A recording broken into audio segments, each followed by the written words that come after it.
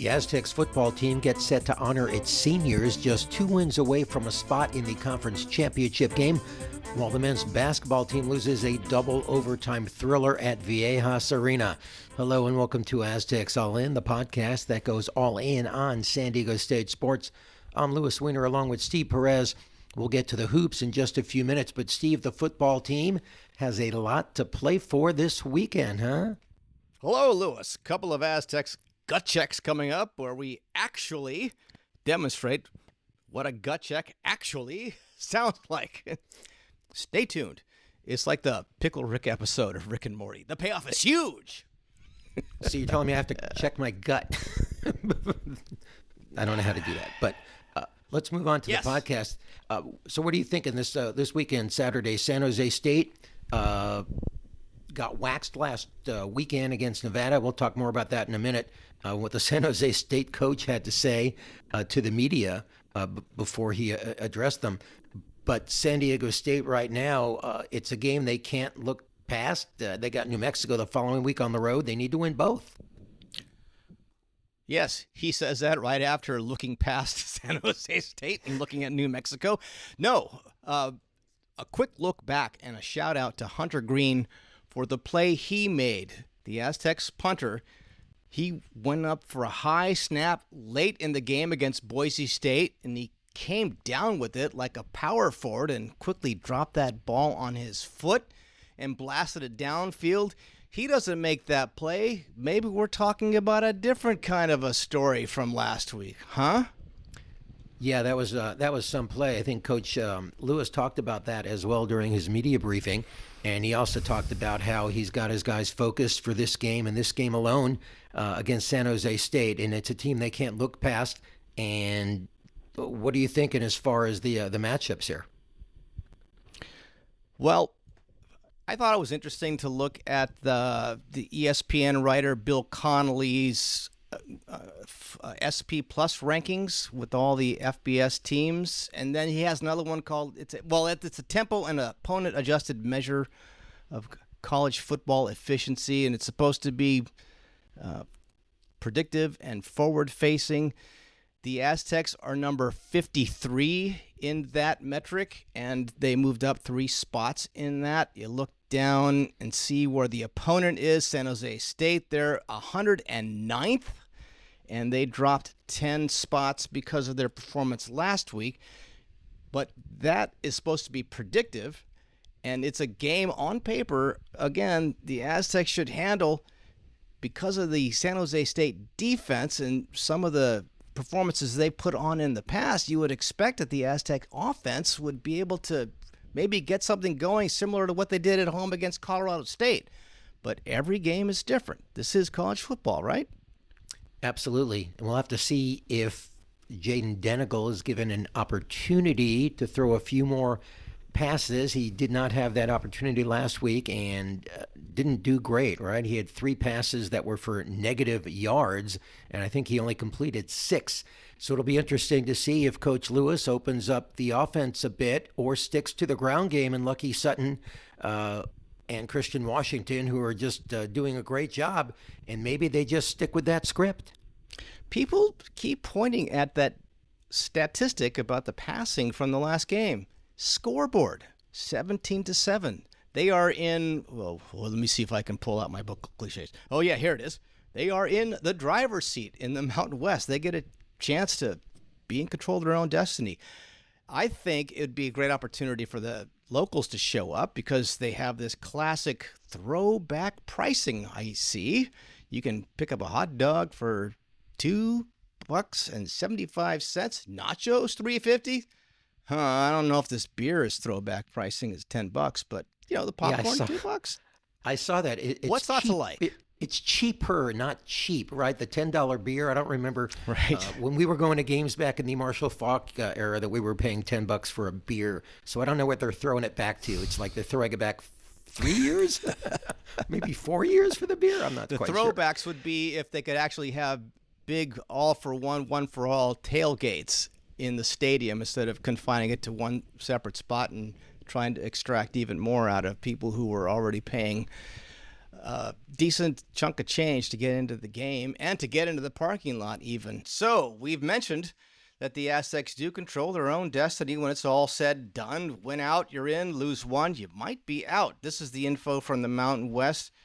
2 weeks left in the regular season. There are 7 Mountain West teams still alive for a spot in that championship game. And the host, Lewis, still to be determined. Aztecs could clinch that spot this weekend with a win over San Jose State and losses by Fresno State, New Mexico, and Boise State. But there's also that possibility it could be a 7-way tie at 5-3 in the league standings. So when it's all said and done, like we said before, win out and you're in. Here's Lewis with more from Coach Sean Lewis. Steve, the Aztecs are in the driver's seat to host the Mountain West Conference Championship game on December 5th. That is guaranteed if they win their final 2 games against San Jose State here at home and New Mexico in Albuquerque. The Spartans' record may be misleading. They're just 3-7 overall and 2-4 in the Mountain West, but they have a scary good offense, much like Hawaii, which dominated the Aztecs on the islands a few weeks back. Quarterback Walker Eget is the real deal. He's second in the nation with 302 passing yards a game, and in a 7-game stretch during the season, ending with their home loss against Air Force on November 8th, he completed 62% of his passes for 2,500 yards, that's 350 a game, and 15 touchdowns. For comparison's sake, San Jose State put up 630 yards in total offense in a 45-38 win over Hawaii, while the Aztecs managed just 267 yards against the Rainbow Warriors. So while fans may look at San Jose State as an easy W, Coach Sean Lewis knows better. I mean, super dangerous, right? Like, we've seen them a bunch in crossover tape at this point in time through conference play. You know, as you're prepping for opponents, you're seeing either side of it, and you know what's coming.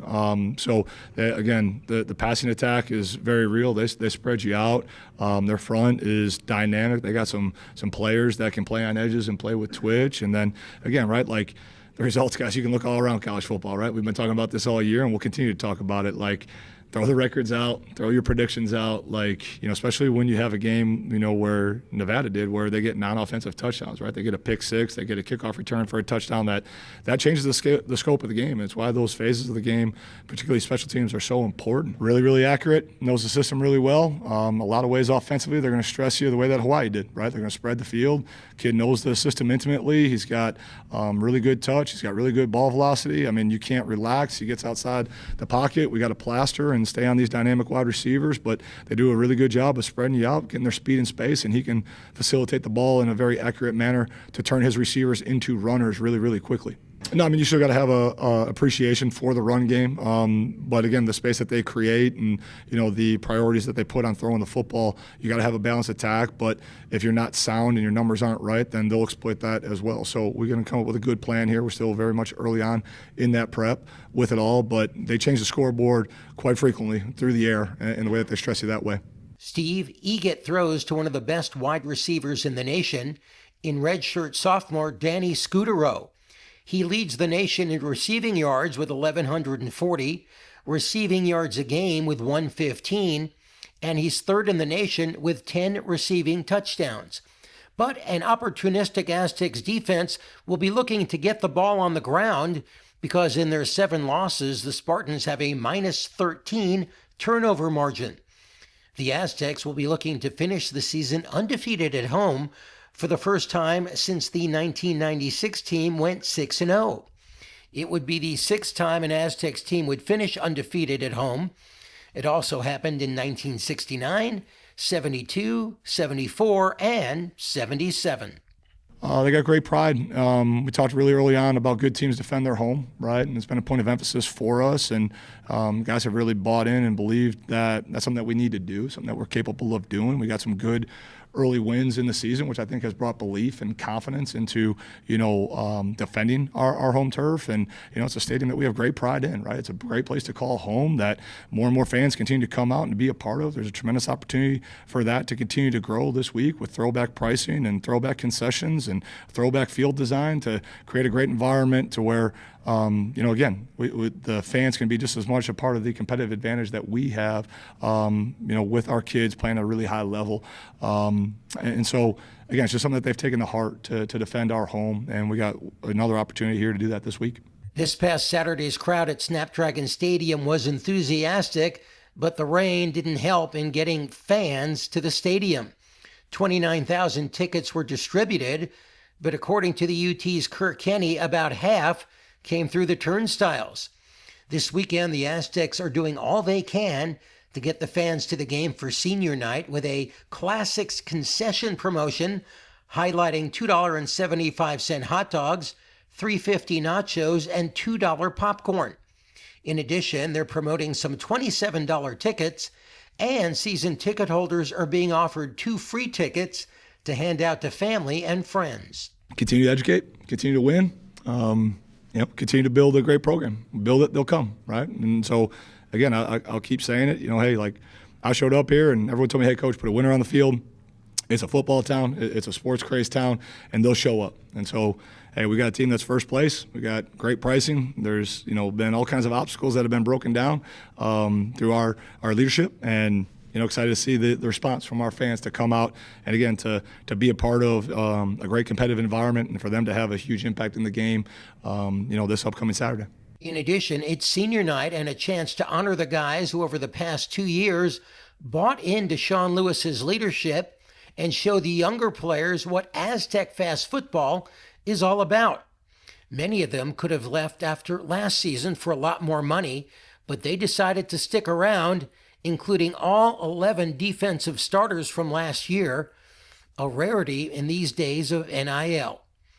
Lewis couldn't be more appreciative and understands what some of them gave up to stick around. Yeah, I mean, we're not talking about where we are without these guys, right? And so they mean everything. I was asked very, very early on when I got here, like, Coach, what type of coach are you? I'm like, well, I'm a player's coach, right? And so you're thankful and grateful for the kids believing in your vision. You're thankful and grateful for them entrusting you with this precious time in their lives. Like, this is, it's such a small window that they have to play this game at this level, and they're entrusting us as a staff to help them grow, to help them mature, to help them develop, so hopefully that they can aspire to and reach their dreams of playing at the next level, and to have a experience here that they'll look back on and say, man, that was one of the best times of my life, right? There's going to be a lot of great things that come for these guys with marriage and fatherhood and all the other things, right? But right now I hope they reflect back on this time, and while they're in it right now, they take a moment in the present to be present and know how truly special this is, and to soak it up. So they mean everything to me. Without them, like, I'd just be some tall, bald, bearded guy that's obsessed with football, right? With them and with their belief, like, I get to be called coach, and they give me purpose every single day.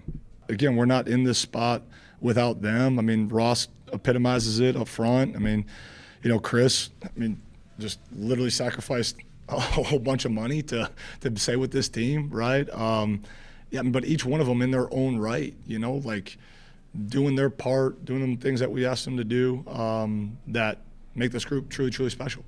So, Steve, the challenge for Lewis and his staff is to try to do it again, keep the best players on the team for moving on to other programs. And Lewis says he understands the challenge. Nothing's easy, right? Nothing will be easy, because now there's more eyeballs on us, and there's more, guys who probably have our guys on their boards at other places that got bigger bankroll, right? So it's going to be important for our community to help us with finishing the climb with our campaign. But we all know that there's nothing easy about this, and I wouldn't want it any other way. The hard makes it meaningful, the hard makes it valuable, and the hard makes it fun. And again, maybe that makes me, a little bit crazy, but there's nothing easy about it. But again, that's what makes it so special. Being competitive, right? having an intentional purpose. I think it's really important. You know, we talk about having a focused football team. Like, we live in America's finest city, right? There's lots to do here. And if you don't have a intentional purpose and want to grow as a young person and want to get a great degree and want to become the best individual who happens to play football at a high level, you can be really distracted really easily here. Some of the things that are also like being a good teammate, right? Like, we're in such a me-first society that it's really important for us that you embrace we over me, and then know and understand that by us doing it collectively together, right, whatever it is that you want individually is going to be much more achievable because you're doing it with a group of people as opposed to trying to do it all on your own. So those are some of the things that we spend a whole lot of time, as we vet out, the people, and whether that's staff members or players or whomever that we're going to bring into our program. You got to have a burning desire to compete, right? And you got to want to do it with a bunch of other people that, you're humble enough to know, like, hey, I don't have all the answers, but we can do this collectively together. And you have to hold to those standards. You can't deviate if you say, well, this guy's a special talent. That's kind of... No, we coach our hardest guys, probably the hardest, right? But everyone in our building knows that we have really high expectations. We have really high standards, but I think that also comes with a really high love as well. Like, I think if you have a culture and environment that, has too high of standards and not enough love, well, that's too hard, and no one wants to show up in that space, right? And if you have an environment that has really low standards or low expectations with a whole bunch of love, well, that's really, really soft, and you're not going to become the best version of yourself, right? So we have high standards, we have high expectations, we have a lot of high love.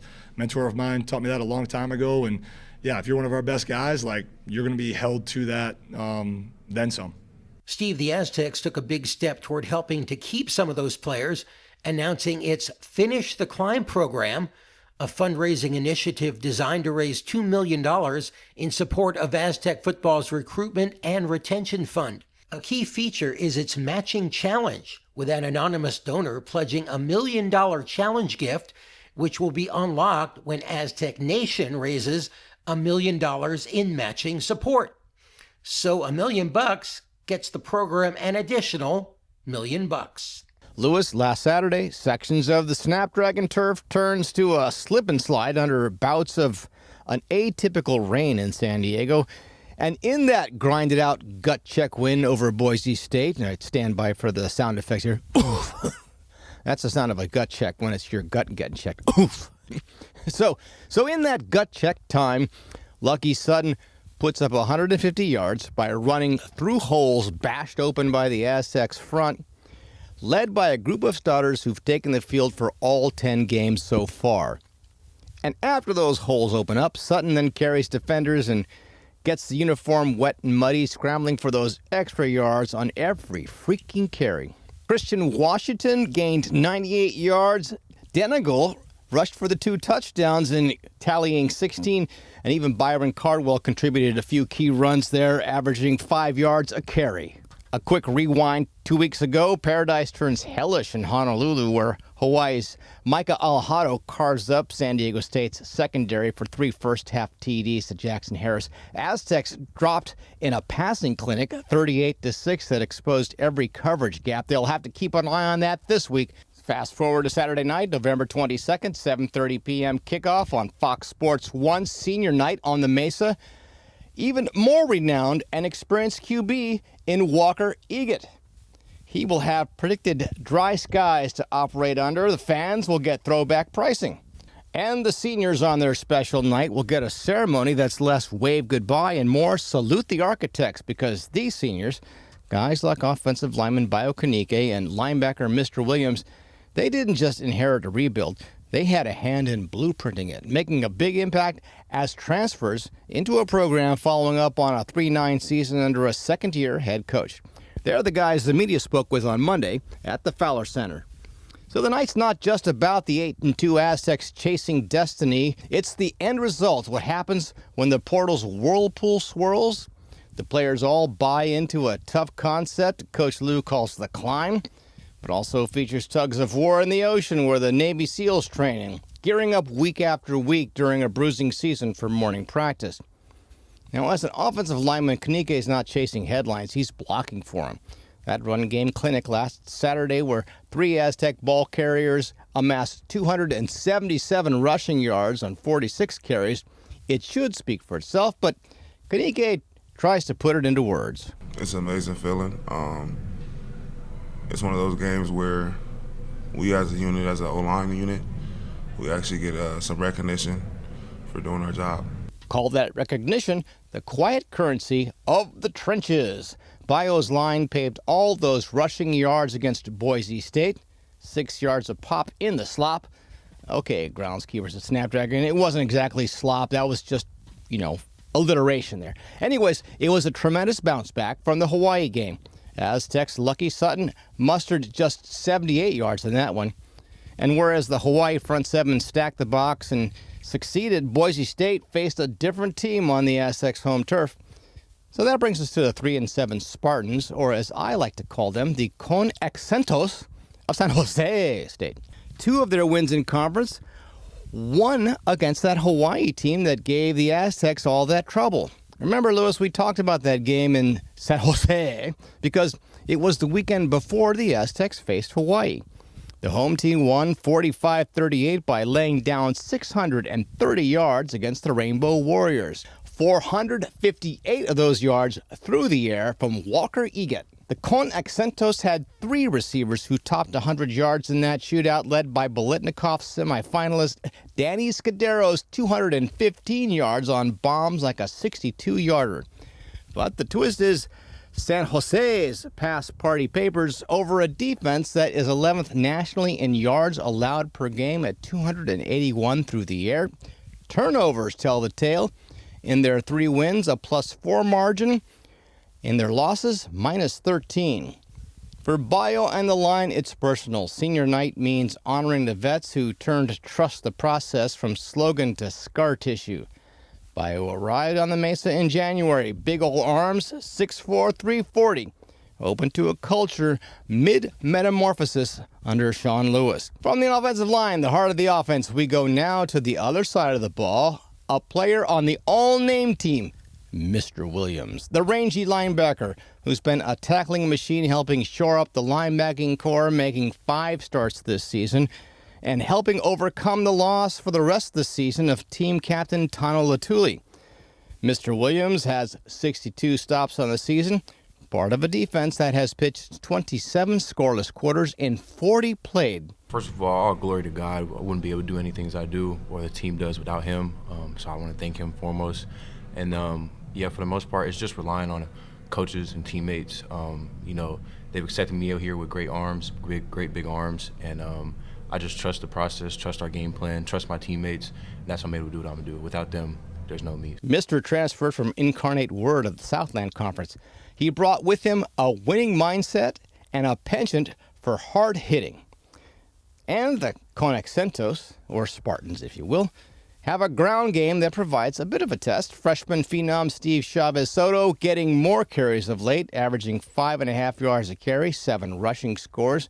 Gouged Hawaii for 3 of them on just 10 carries. Lamar Radcliffe chipped in 97 against Hawaii, his longest jaunt, a 25-yard dagger. Now, San Jose State rushes for 174 yards in its wins, but the Aztecs front has limited opponents in its 6 conference games to an average of 160 a game.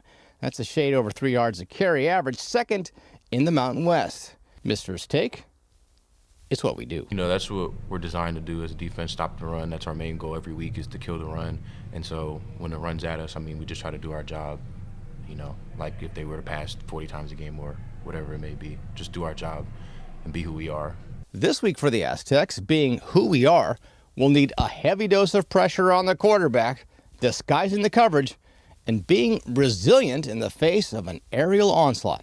That and another heavy dose of the Aztecs' run game to limit the possessions by Egan and company as much as possible. As far as senior night goes, both Bayo and Mr. nod to the locker room vets. DJ Herman's unheralded blocks in the run game. Ross Ulugalo Masayuli calling out the assignments from the center spot on the offensive line. These guys and more helping turn what could have been transfer chaos into cohesion and an 8-2 overall record to date. In the portal era, then, we have to count the Aztecs fortunate this season to have kept a core defense together, added just enough moving parts needed by the transfer portal, and brought along some underclassmen to buy into that admittedly crazy yet methodical Sean Lewis Aztec fast approach. They will need one more solid performance at home to achieve perfection in Snapdragon Stadium this season, where San Jose State, 6.4 yards per play, may meet Aztecs physics. A perfect home season hosting a Mountain West championship to both Bio and Mr. Williams. That's all the first part of Aztec Fast. Focused. Like Coach Lewis said in a meeting this morning, just trying to stay present as possible. Just being in the moment, enjoying the moment, and working in the moment. And that's kind of how I see everything right now. Just trying to be in the moment, stay in the moment. Yeah, our main focus is San Jose State right now. So that's all we're worried about. And oh yeah, Lewis, you can also give a shout out to another important F word, fans. Say definitely the fans for sure, definitely the support. Please bring more. It'll help us win better or win more, Yeah, shout out to fans for coming and sitting through the rain. That meant a lot to have the stadium still full after halftime on a rainy night. Shout out them. And in case you're wondering, Lewis, apparently at one point, Lucky Sutton took his lineman out for dinner. It was a buffet of Brazilian food, apparently. San Jose State coach Ken Niumatalolo spoke to the media, Steve, and he basically apologized to the media before making his comments about San Diego State, apologized to the fans for their performance in a 55-10 loss this past weekend to Nevada, probably the worst team in the Mountain West Conference. But he also had high praise for San Diego State. So here's what the coach of San Jose State had to say. The task doesn't get any easier. We're going against the number one team in our conference. Really, really good football team. Coach Lewis has done a really good job. They really great bounce back year from last year. They tweaked some stuff. So whatever he's done a really good job. Best defense in our conference. I think they're fourth in scoring defense. I saw a thing be out by ESPN as far as they kind of measure percentage of times that you get stops, and they're up there with Ohio State, as one of the best in the country. So they're a really, really good team. They run the football. They're physical, biggest O-line that will play all year. So, playing the best O-line, really good running backs. Trey White, one of their defensive ends, outside linebacker, probably the best pass rusher in the league. Got a really good corner, probably NFL corner. So, you go from, whatever it is. We played the worst team in our record-wise. It was the bottom of our conference, and we get pummeled. Now we play the best team in our conference. And so, it's a great challenge for us, and that's kind of the message for us as we try to get ready and, get ready for San Diego State. So. Lewis, you got to believe that Coach Ken had some brother-to-brother talks with Timmy Chang, the head coach of the Rainbow Warriors in Hawaii. Coach Ken was a graduate assistant for the Rainbow Warriors in the early 90s after starring as quarterback, and recall that the Rainbow Warriors got the very best of the Aztecs a couple of weeks ago on the island. While Coach Ken's record as Spartans head coach is 10-13 at this point in his second season, we're talking about someone in his 18th year as a coach with a career winning record. Oh yeah, in that career, he is also 2-1 against San Diego State. So if there's any coach capable of coming up with a winning game plan against the Aztecs on their senior night, no one better than Coach Ken. Aztecs are going to need their deep five to cover in this one. They were without Chris Johnson against Hawaii. He's one of the best coverage guys in the country, according to Pro Football Focus. They grade him out as the best overall, and they grade him out as tops in coverage. So they will need him and everyone else in that Aztec secondary chasing around after all those receivers that San Jose will throw at them on Saturday night. Let's switch now to men's hoops, Lewis, shall we? Or shall we not? Troy University, Trey State, the Trojans out of Troy, Alabama. The program made the NCAA tournament last year, as Coach Brian Dutcher pointed out on Monday. They play fast, bomb the threes. They carry that nobody believes in us chip from a town of 18,000. Suddenly feels a lot bigger after that upset over the Aztecs on their home hardwood. The Aztecs men's basketball team came up on the wrong side of an instant classic at Viejas Arena, falling to Troy 108-107 in double overtime. Aztecs started this one off sluggish, falling behind 14-2, but battled their way back to tie it at 38 at halftime. In the second half, the Aztecs briefly pulled ahead 55-52 before Troy took over the game, scoring on possession after possession. The Aztecs struggled to get a stop, and on the offensive end, couldn't get anything going consistently. With 3:53 left, Jarrell Bellamy scored to make it 83-71 Troy, and fans started to pack up and leave Viejas Arena. But little did they know the Aztecs would mount a frantic comeback, topped off with Miles Bird hitting a half-court shot at the buzzer to send the game to overtime. In the first overtime, Aztecs started well, jumping to a 4-point 93-89 lead, but credit Troy for battling back to take a 98-96 lead. But a Reese Dixon-Waters layup with 7 seconds left sent the game to a second overtime. And again, the Aztecs took a 4-point lead, 104-100, with 3:22 left on a Dixon-Waters jumper, but they would score just 3 points the rest of the way. A Cooper Campbell layup and a Thomas Dowd three-pointer gave Troy the lead with 1:55 left, 105-104. But a Miles Bird three put the Aztecs up 107-105 with 1:32 left. Leading 107-106, Magoon Guath got a steal, but Dixon Waters missed a three, and Troy's Theo Seng's layup with 15 seconds left made it 108-107. Aztecs call timeout with a chance to win it, but instead of driving in and perhaps scoring or drawing a foul, Miles Bird got a good look for a three but missed, and off the rebound, Sean Newman tried to get off a shot before the buzzer, but it was blocked, and the game was over, despite Troy fouling out 3 players and those still in the game looking gassed. Miles Bird led all Aztecs in scoring with 24 points, and while Guath looked a bit rusty in his season debut, he still ended up playing 28 minutes, scoring 20 points on 5 of 5 shooting and grabbing 7 rebounds. Aztecs outshot Troy 47-44%. Dixon Waters and Jeremiah Oden both missed free throws down the stretch that could have made a difference. Aztecs had 20 turnovers, and the Trojans scored 29 points off of those turnovers. If you were a college basketball fan, you had to love that game, but unfortunately, I'm not a college basketball fan. I'm a college coach, so I wasn't very happy with the results. Giving up 89 points in a home game at Viejas is unheard of. So obviously, it had a lot to do with them, some to do with us, and a little bit in between. So we can't give up that many points. They average 87, so they scored 2 over their average against us. And we knew they were dangerous. They got 5 guys that spread the floor and shoot the three. And this is the first time all year that we switched every ball screen to try to keep guys out of the paint where we didn't have to help, keep a body in front of a body, and they ended up driving a lot of those switches and getting to the basket.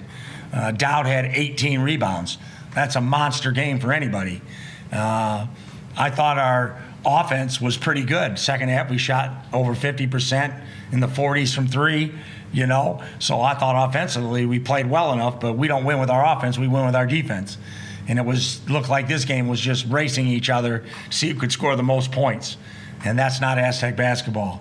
You know, we have to get timely stops, important stops, and we did. We had a 4-point lead, and then we had a turnover, backcourt violation, and we had an illegal screen on Magoon up 4. So we didn't even get a shot with a 4-point lead. So we got to get better execution, but that's the beauty of basketball. We're going to play in 20 more games that are going to go down the last 2 or 3 minutes this season. And so we'll find a way to execute better down the stretch and come out on the winning end of these. Earlier in the week, Dutcher was asked if there are any Mountain West teams that run the same type of offense so the team can go to school on that game with Troy. Well, not so much. He says they play 5 out almost the entire game. It's not something that's normal in the Mountain West. Most teams in the Mountain West have shooting 4, but a shooting 5? Unheard of.